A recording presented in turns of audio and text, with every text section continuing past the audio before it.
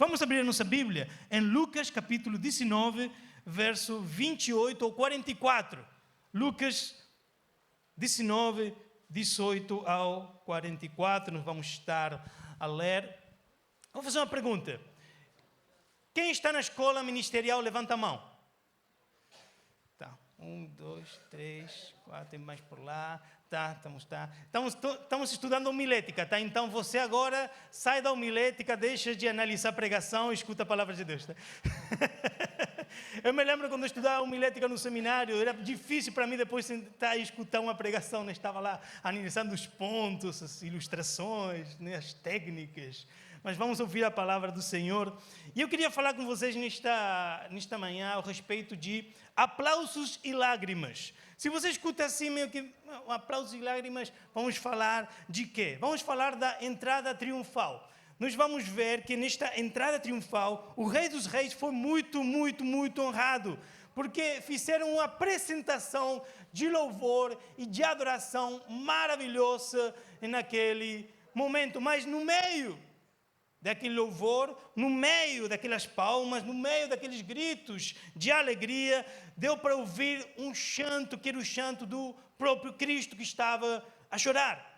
E desta mistura de emoções, né, que parece que é uma montanha russa de emoções, né, de muita, muita, muita alegria e de repente muita, muita, muita tristeza, eu quero que nós possamos analisar algumas coisas e aprender para nós hoje. Amém? A primeira coisa, nós vamos lá ver Lucas, capítulo 19, verso 28 ou 31.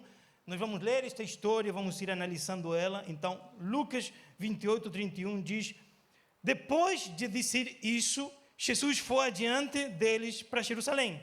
Quando iam chegando aos povoados de Betfage e Betânia, que ficam perto do Monte das Oliveiras, enviou os 2 discípulos na frente, com a seguinte ordem, com a seguinte missão: vão até o povoado ali adiante. Logo que vocês entrarem lá, encontrarão preso um jumentinho, que ainda não foi montado. É 0 quilômetro, tá? Foi no concessionário, pegar os 0 quilômetro, desamarrem o animal e tragam aqui. Se alguém perguntar por que vocês estão fazendo isso, digam que o mestre precisa dele. E isto acontece quando Jesus vai entrar em Jerusalém para morrer, né?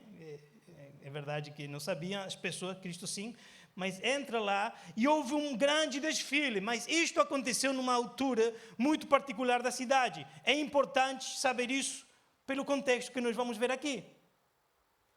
Era o tempo de Páscoa. A população da cidade passava de 30 mil pessoas para 200 mil pessoas. Tinha um acréscimo na população muito alto. Muitos que chegaram lá em Jerusalém já tinham encontrado Jesus no caminho, possivelmente tinham recebido alguns deles, alguns milagres, algumas palavras, tinham entendido a grandeza da pregação e dos ensinamentos de Jesus. Por isso que ele é recebido nesta cidade desta maneira. E ele entra neste animal peculiar, particular. Não sei se você, lendo a Bíblia, você percebe algumas coisas, né? Pula do texto, né? Chama a atenção de você, captura a sua atenção. Porque Jesus nunca fez isto. Jesus cansou de entrar com discípulos na cidade, sei ou não é? Pensou, ele entrava daqui para lá, ia para a cidade, nunca ele precisou de um animal. Não temos o registro que diz, ele precisa de um animal, só aqui. Por que isto? Zacarias, capítulo 9, verso 9 diz: alegre-se muito, povo de Sião, moradores de Jerusalém, cantem de alegria, pois o seu rei está chegando. E aqui que vem. Ele vem triunfante e vitorioso. Temos que destacar que as entradas na cidade dos reis, dos generais, era um desfile bem importante, já vamos falar disso. Ele vem triunfante e vitorioso, mas é humilde. E está montado num jumentinho, filho de uma jumenta.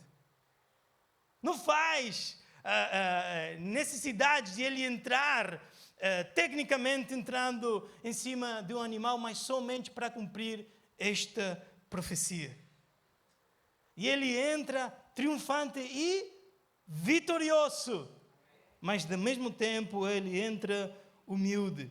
Nós falávamos que quando um rei entra numa cidade, volta para uma cidade vitorioso, geralmente aquilo é um desfile na história, né? Eles entram em cavalos de guerra, os prisioneiros, né? Conta-se que antes de Cristo, no 45 antes de Cristo, o próprio César entrou em Roma com um cavalo, com como que chama? Foi embora. Um carro, uma carroça. Carruagem, obrigado aí, meus amigos aí do português. 2.0. Uma carruagem que estava sendo puxada por mais de 200 elefantes. Olha esse exagero, né?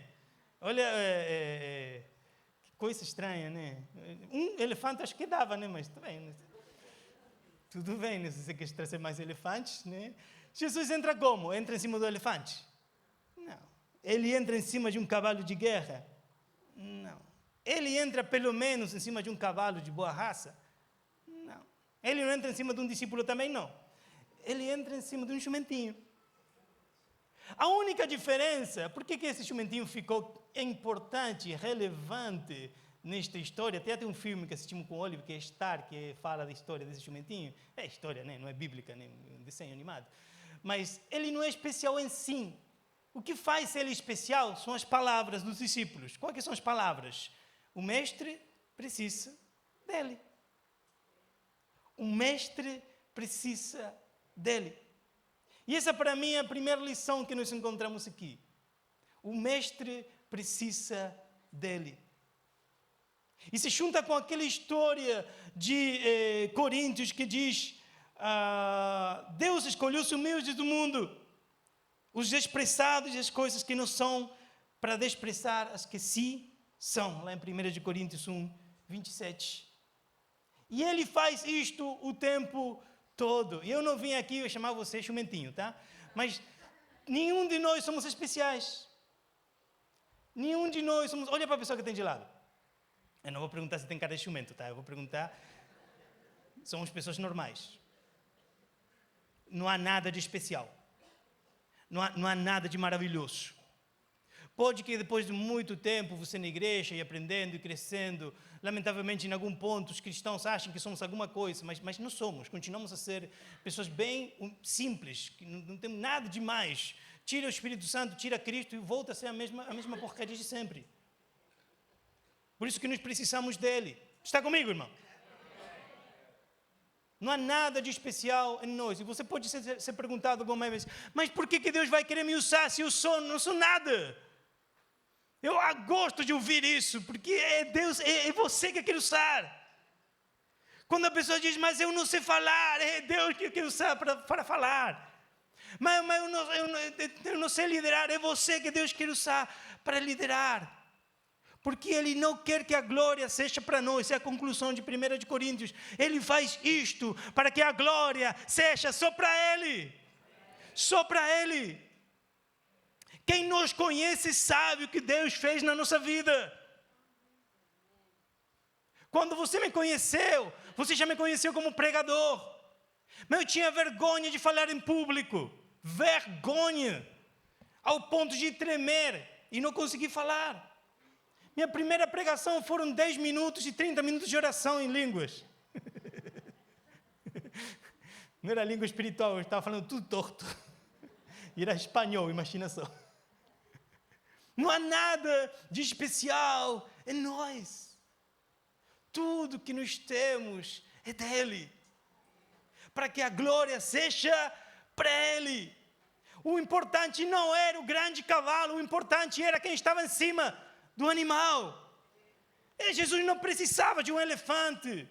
Jesus não precisava de um grande cavalo de guerra. Jesus não precisava entrar com seus prisioneiros. Na verdade, ele estava lá com aqueles que ele tinha feito livres. Ele não entrou com seus prisioneiros como os reis, os generais. Ele entrou num desfile de pessoas que tinham recebido cura e libertação pela sua obra. Ele é um rei, mas ele é um rei diferente. E o povo de Israel tinha dificuldade de entender isto. Amém? O Senhor precisa de ti.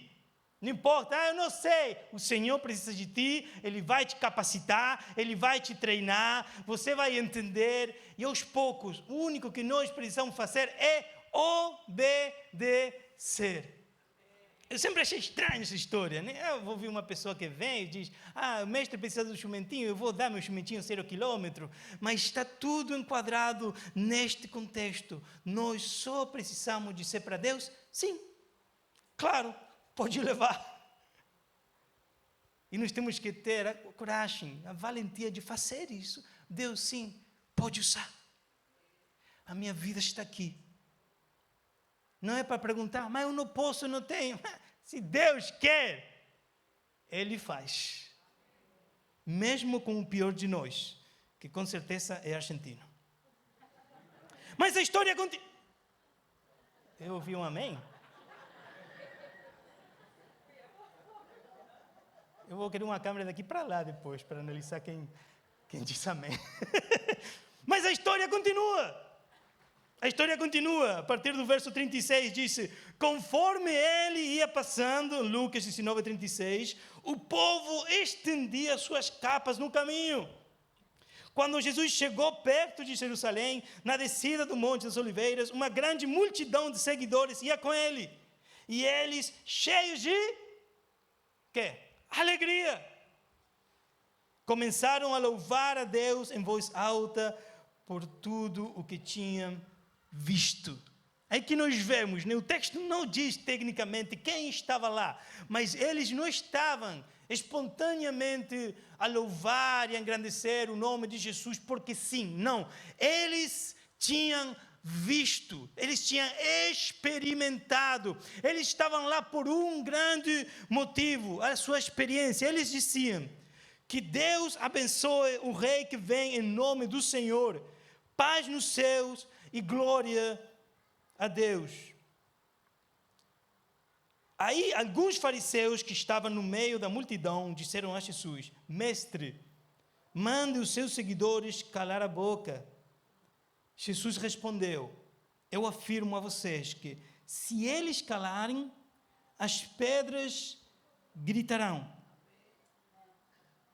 Se eles calarem, as pedras gritarão. Um comentarista disse o seguinte: o desfile de Jesus é diferente daqueles famosos desfiles dos conquistadores da terra.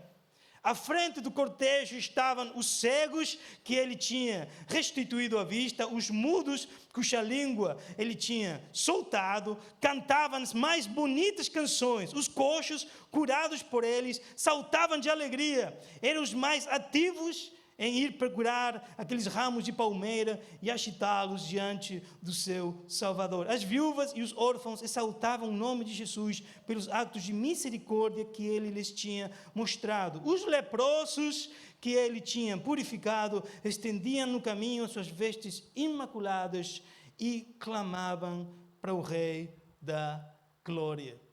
Ele faz esta leitura possível daquelas pessoas que estavam presentes, baseado nesta ideia de que eles tinham visto e eles tinham experimentado. Todas as pessoas que tinham recebido alguma libertação, seja de doença, seja de demônios, seja de pobreza, da parte de Jesus, estavam lá para exaltar o seu nome. É verdade que no final da história nós vamos ver que eles esperavam um rei literal que os libertasse do Império Romano, e por isso que a história muda no final da semana, né? Nós não vamos chegar lá, mas no final da semana ele entrou com muitos aplausos e vitoreios, mas no final da semana pediam para ele morrer, né? Possivelmente não eram as mesmas pessoas, mas a multidão, né? Quando a Bíblia fala de multidão, a multidão mudou a sua opinião. No verso número 39, os fariseus disseram a Jesus para repreender os seus discípulos, isto é, para os mandar a deixar de louvar, deixar de exaltar. E ele diz: se eles se calarem, as pedras gritarão. E eu não sei se você já experimentou isto, mas não deixes que ninguém te descoraje a louvar o Senhor. Eu não sei se você já tem experimentado alguém te chamar a ficar silenciado, tanto para louvar ou até para testemunhar. Lembrando que louvor não é somente música. Louvor, adoração, principalmente, não é somente música, não é rítmica, não é a coerência, a rima, não. Louvor, adoração, biblicamente é a nossa vida diante de Deus. Isso pode ser ampliado a nossa vida toda. Nem tanto assim que não adianta nos louvar bonito e viver feio, né? Não adianta, não serve para nada. Cantar muito bem e louvar muito bem e ter uma vida toda torta, não adianta, porque é a nossa vida que tem que louvar o Senhor. É melhor ao contrário. Você já pensa nisso? É melhor ao contrário, ter uma vida bem reta, que louva o Senhor e canta tudo errado. Igual eu canto tudo errado, mas não tenho a vida reta, né? Eu tento. Mas é melhor você ter uma vida reta e perfeita e cantar igual o pastor Juan. É melhor. Por quê? Porque o importante é o nosso louvor a Deus, nossa adoração a Deus. Obedecer a sua palavra durante a nossa semana. Eu não sei se você já experimentou alguém te falar para deixar de pregar no trabalho, ou deixar de pregar na escola, mas o mundo, a sociedade, neste caso, neste verso, representado pelos fariseus, querem que nós calemos a nossa boca. O inimigo quer que você deixe de pregar. Tem alguém na igreja hoje? O inimigo quer que você deixe de pregar. Mas se nós calamos, as pedras falarão. Deus é merecedor de toda a glória, de toda a honra, de todo louvor, e Ele vai receber. Sejamos nós a louvar.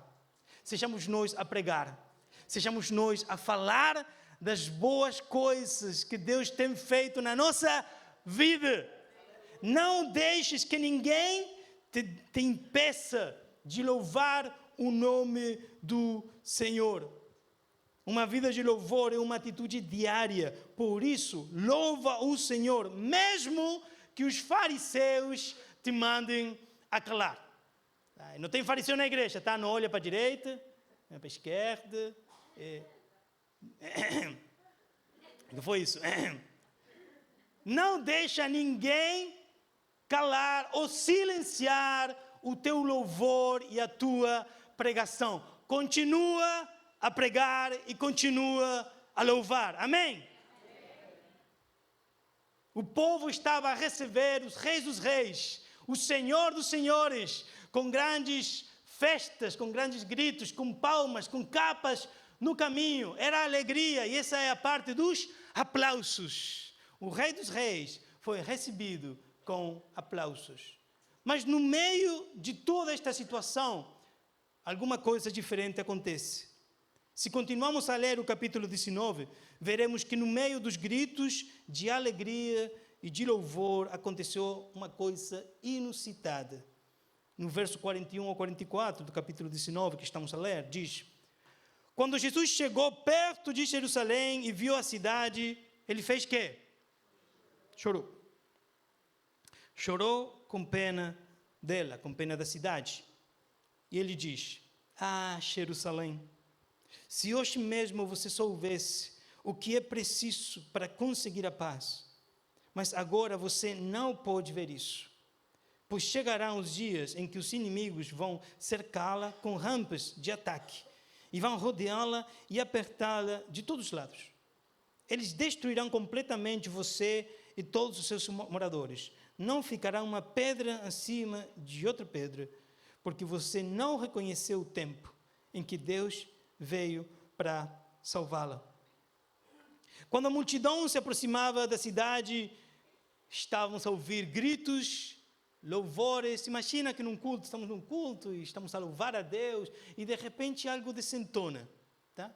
Não é o pastor a desentonar, não é, algo desentona aí, não é musical, é emocional. Estamos todos na alegria, estamos todos na festa, mas de repente alguém começa a chorar profundamente. A Bíblia simplesmente diz choro, mas para nós entender a profundidade da tristeza de Cristo, eu queria fazer uma análise de duas palavras. Você lembra aquela outra oportunidade onde Jesus chorou? Quem lembra? A morte de Lázaro, não é o nosso, mas na morte de Lázaro, de fato, uns versos mais curtos da Bíblia, diz que Jesus chorou, pronto, desculpa. Jesus chorou, pronto. A palavra que é utilizada nesse Jesus chorou é dacro. E a ideia, a palavra grega é dacro. A ideia é aquela, sabe, você está assim e uma lágrima que escorrega aqui. Vai caindo. Uma lágrima, pronto. Silêncio, tristeza, claro, e uma lágrima que cai. Agora, a palavra que é utilizada neste texto não é dacro, é claio. E claio significa um grito ou um lamento profundo, sempre em voz alta. Então não é o silêncio do choro lá na morte de Lázaro, que era silêncio, tristeza e uma pequena lágrima, né? Mais hollywoodiano, né? Podia ser, né? Ele entrando a Jerusalém, vê a cidade e uma lágrima desce pelo... Né? Não.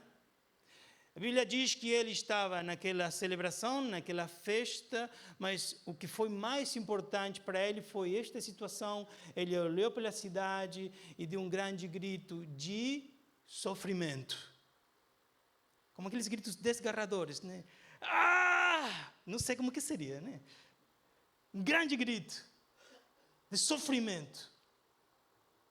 Em voz alta, por uma tristeza que é profunda. E agora eu pergunto, o que pode tirar Jesus da festa?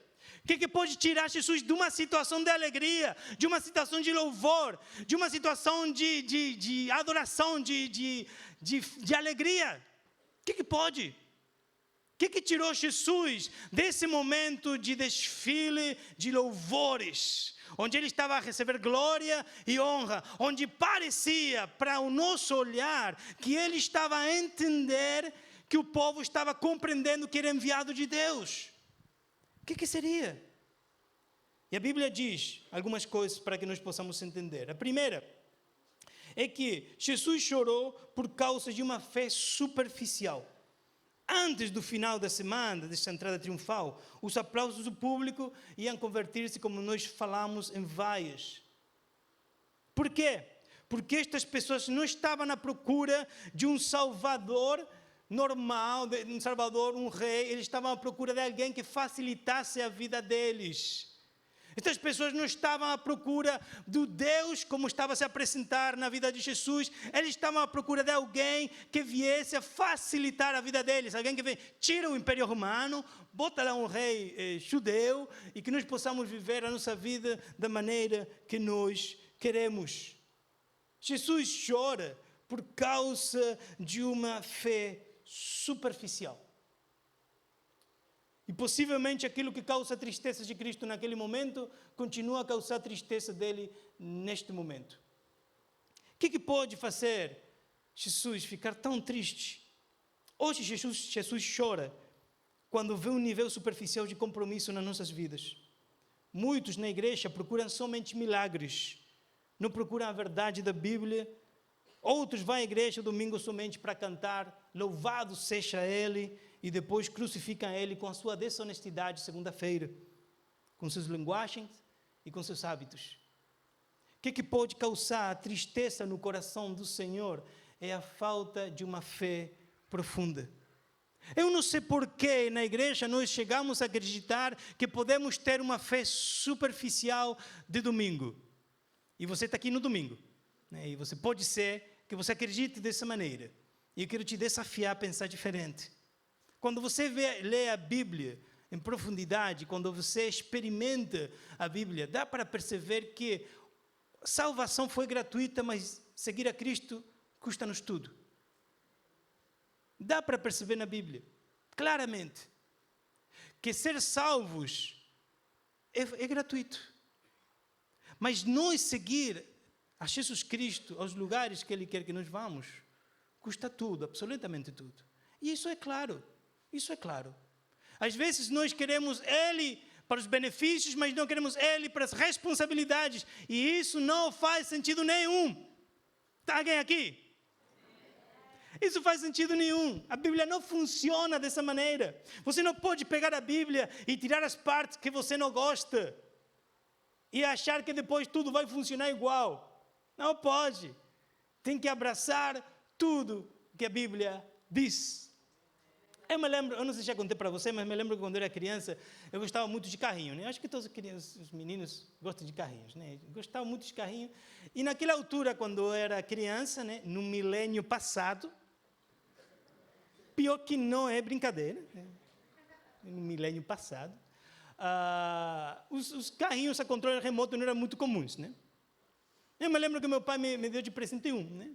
Mas não tinha muita distância, meio que você tinha que andar a correr atrás do carrinho para não perder a distância de controle, né? E meio que era a mesma coisa que botar um pau nela e correr atrás. Mas eu me lembro que eu brinquei com ele. Essa palavra, né? O Rubem gosta de eu dizer. Quando eu brinquei com ele, uma semana, 2 dias, eu era muito curioso. Eu fiquei pensando, quem será que está a dirigir esse carrinho? É uma criança, né? 18 anos, não, mentira, não é criança mesmo. Quem que está a dirigir? Então peguei, meu brinquedo favorito era uma chave de fenda, né? E olha lá, desmontar, desmontei tudo. Lá tinha ninguém. Eu fiquei pensando, não tem ninguém, como isso? Tá? Eu fui montar de novo. Quem gosta de desmontar, sabe que a pior parte é montar. Eu fui montar tudo de novo. E sobravam, isso é clássico, né? Sobravam peças, mas o carrinho estava montado, olhava para as peças que sobravam. Mas esses construtores, esses chineses que não sabem, não. Essas peças aqui não faz falta, né? Eu montei, botei as baterias de novo, fui lá brincar. Vamos lá brincar. Vou fazer de novo, vá. Será que eu botei as baterias ao contrário? Vou mudar as baterias, vai de novo. Não funcionava. O que a gente faz quando a eletrônica não funciona? Deixa eu ver. Vai. O do som odeia isso, né? Pô, o microfone não funciona. Pá.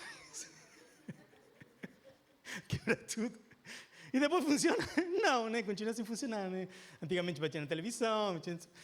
Esse costume de bater nas coisas que achamos que não funcionam, né? Pare de bater, tá? Seja pacífico. Não funcionava. E não funcionou nunca mais. Eu quebrei o negócio.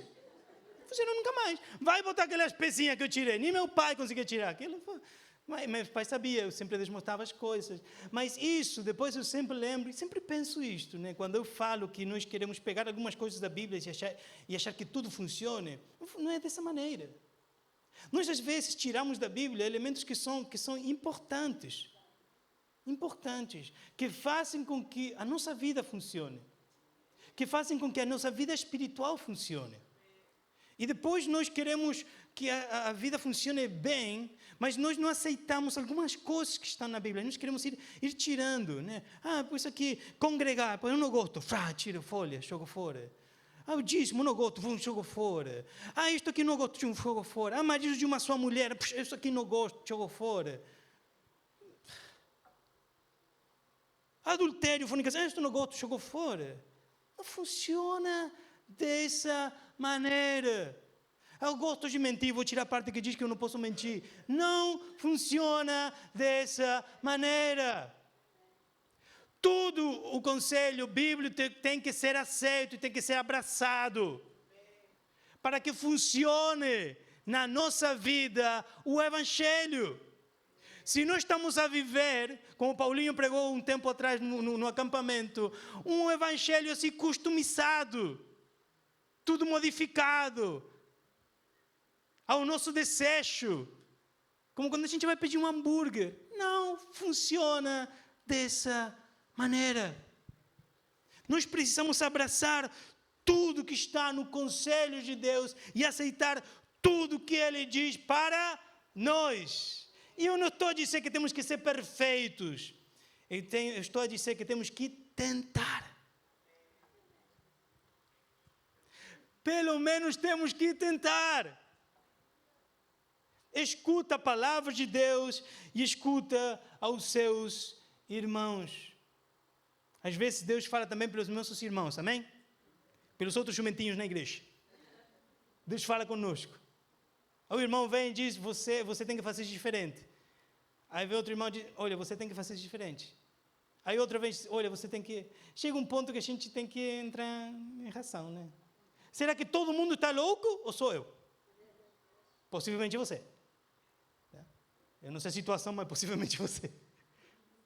Então, o que eu faço, pastor? Procura conselho. Olha, eu fico triste em saber que essa prática cristã está deixando de ser usada. Eu fico triste de saber que nós não procuramos tanto conselhos como outrora nós procurávamos. Isso sabe o que quer dizer? Que não estamos a fazer as coisas como nós queremos fazê-las. E você pode ter uma coerência muito boa para tomar decisões, mas possivelmente não também. Então, o que nos ajuda? Procurar muito conselho. Pergunta, conversa, fala com o teu pastor, fala com o teu líder. O que você acha disto? Você acha que tem que ser diferente? O que a Bíblia diz disto? Pergunta! Pergunta, mas não lá no comentário de YouTube, no vídeo. Não, pergunta a pessoas reais. Pergunta a pessoas que te conhecem. Já às vezes alguém vem perguntar, fazer uma pergunta, pedir um conselho, eu olho para a pessoa olha para mim e digo assim, você sabe, né? Eu sei, pastor. E vai embora, deixar foi. Foi o melhor café, melhor conselheria que você pode ver. Por quê? Porque a pessoa conseguia ver, eu conseguia ver, o cara que estava a servir café conseguia ver, todo mundo conseguia ver, era evidente o que tinha que fazer. Mas às vezes, simplesmente por obedecer, porque a Bíblia diz que nós temos que fazer isto, acontece. Quantas vezes eu ouvi pessoas que vêm me contar uma história longa, comprida, e na metade da história a pessoa começa a receber claridade. Quem já recebeu isso? Quem já experimentou isso? A pessoa te contar. Na metade da história, você já percebeu que a pessoa mesma está se aconselhando ela mesma e o conselho é bom. Sabe? Porque está lá a contar, e de repente fala assim, pô, se calhar eu precisava fazer isto, né? E eu por dentro, sim. Né? Mas sempre a cara de,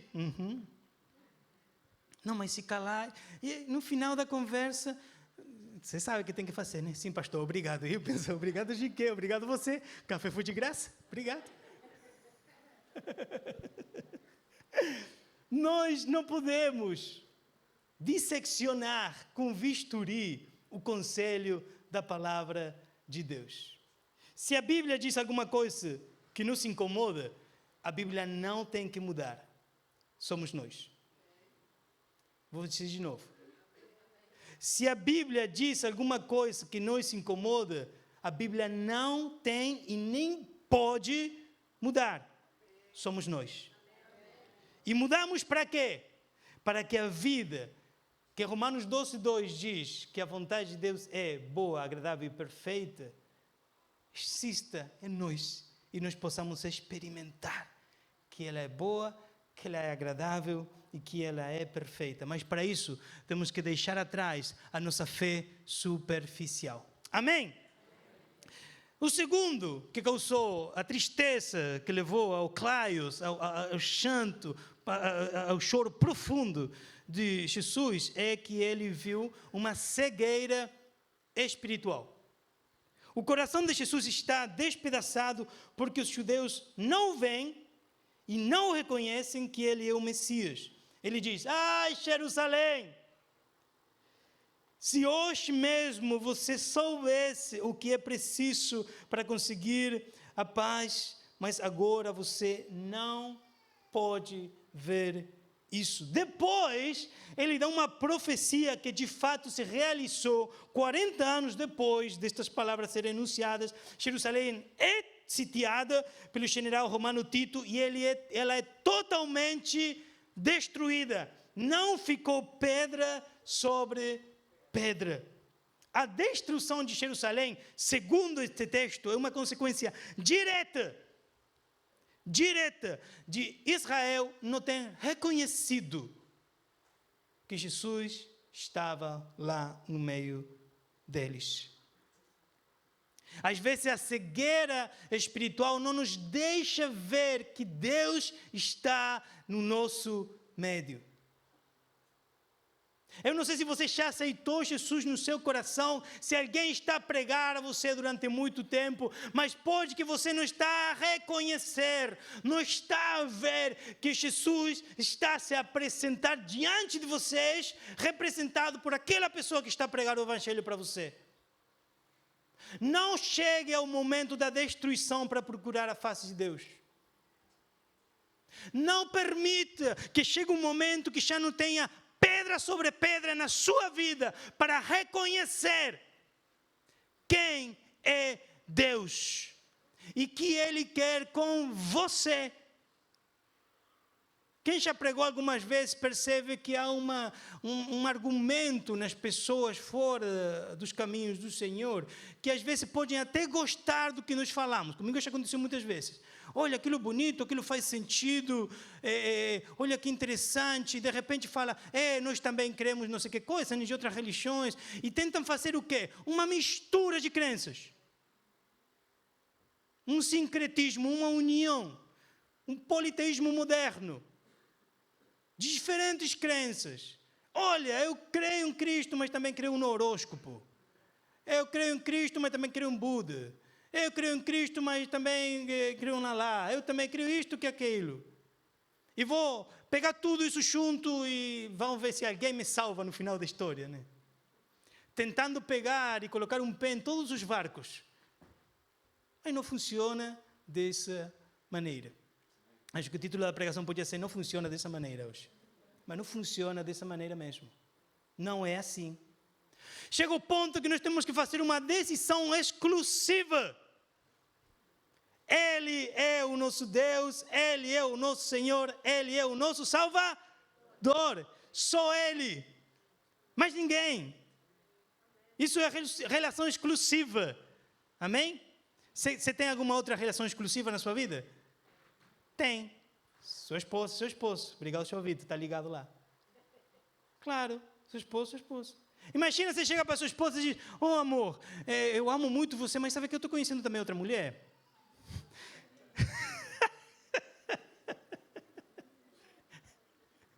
Imagina a sua brincadeira. Sabe essas brincadeiras que fazem hoje, que botam o telemóvel para filmar? Ia sair muito errada essa brincadeira. Muito errada, né? Conhecer outra mulher? Vem cá, vou te ajeitar. Não funciona dessa maneira. É uma relação exclusiva. É só esposa para o esposo e o esposo para a esposa. Exclusivíssima. E é interessante que a Bíblia assemelha a relação com Deus da mesma maneira. A igreja é a noiva e Ele é o exclusividade. Só Ele o nosso Deus, só Ele o nosso Senhor, só nele eu acredito. E aí você diz: eu não tenho outro Deus no meu altar. E sua opinião pessoal não está lá. O que eu acho, eu creio, eu penso. Tudo em nós tem que se render ao Senhor. E se você está a passar por uma situação difícil, preste atenção, porque possivelmente alguma coisa tem que aprender. Mas não funciona. Rende o teu pensamento a Deus. Faz de uma maneira diferente. Pede um conselho e vai lá e tenta. Temos que tentar. A vontade de Deus é boa, é agradável e é perfeita. E isto não é estándar humano. Ok? Porque alguém diz: a vontade de Deus é boa, agradável e perfeita.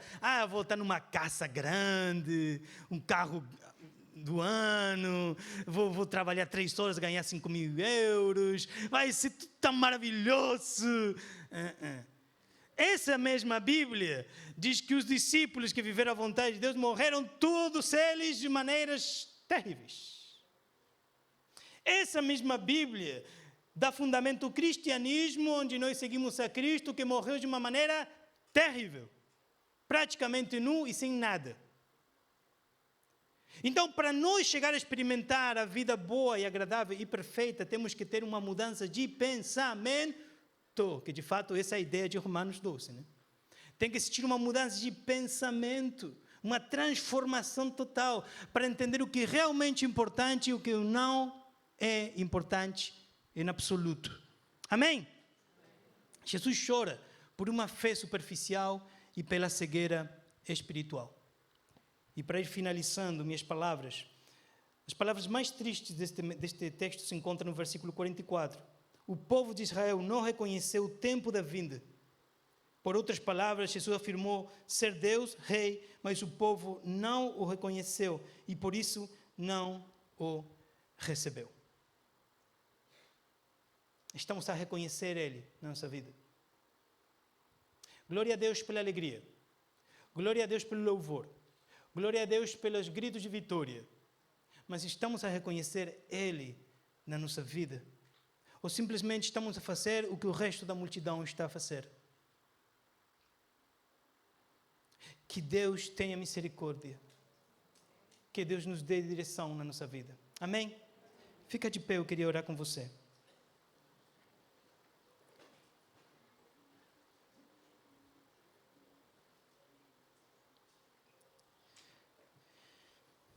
Há uma história na Escócia que é muito interessante, que conta que tinha duas pessoas que estavam a pescar e decidiram descer numa terra e conhecer o lugar, mas se perderam.